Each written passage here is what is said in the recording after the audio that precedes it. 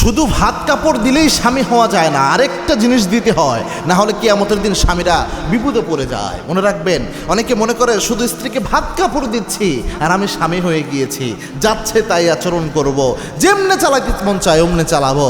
মনে রাখবেন, ভাত কাপড় দেওয়া মানে স্বামী হওয়া নয়। এই পৃথিবীতে আল্লাহ প্রত্যেক বান্দার রিজিকের দায়িত্ব আল্লাহ নিজ হাতে নিয়েছেন।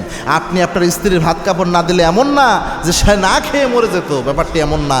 আপনি যখন তাকে বিয়ে করেন নাই, যেমন আল্লাহ রিজিক দিতে পেরেছেন, আপনি বিয়ে না করলেও সে যদি সারা জীবন অবিবাহিত অবস্থায় থাকতো, তবু আল্লাহ কোনো না কোনোভাবে তাকে খাওয়াতো। তাই আপনি ভাত কাপড় দিয়ে সব দায়িত্ব থেকে উদ্ধার নিলেন, ব্যাপারটি এমন নয়। গুরুত্ব সহকারে বুঝেন। আরেকটা বিষয় দেওয়ার চেষ্টা করতে হয়, সেটা হচ্ছে স্ত্রীকে মানসিক প্রশান্তি দিতে হয়।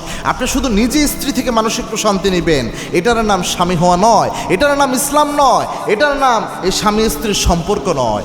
আল্লাহ কোরআনে সুস্পষ্টভাবে এটা জানিয়ে দিয়েছেন। এবং কি আল্লাহ রাব্বুল আলামিনের ঘোষণা হচ্ছে, স্বামী এবং স্ত্রীর সম্পর্ক হচ্ছে হুন্না লিবাসুল লাকুম ওয়া আনতুম লিবাসুল লাহুন্না। পুরুষরা হলো স্বামীদের, পুরুষরা হলো নারীদের পোশাকের মতো, আর নারীরা হলো পুরুষের পোশাকের মতো।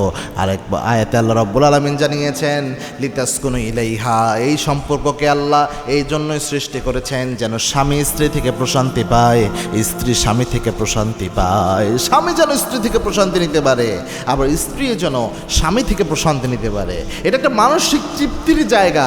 এখন একজন স্ত্রীর সাথে আপনি এমন আচরণ করতেছেন যে তার মানসিক শান্তিকে আপনি তছনছ করে দিয়ে তার মানসিক যন্ত্রণার কারণে আপনি নিজেই হয়ে বসে আছেন, কিয়ামতে আপনি আসামি হবেন। মনে রাখবেন, আপনি আপনার স্ত্রীর উপর জুলুম করলে কিয়ামতে এটার ব্যাপারে আপনার জিজ্ঞাসাবাদ করা হবে। আল্লাহর হাবিব বলেছেন, কুল্লুকুম রাইন ওয়া কুল্লুকুম মাসউলুন আন রাইয়াতিহি।